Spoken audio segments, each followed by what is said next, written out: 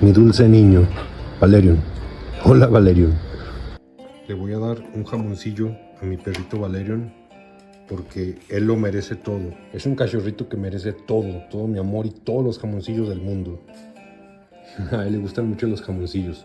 Son unos dulces de leche que les llamamos aquí en México jamoncillos. Miren, es este. Valerion, Valerion, mira lo que tengo para ti. Un jamoncillo, huélelo, huélelo.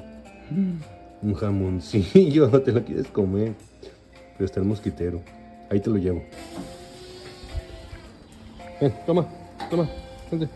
Tu jamoncillo, cómelo despacio, no me vas a morder la mano. Shh, shh, despacio. Ah, muy bien, qué bonito niño. Shakirita.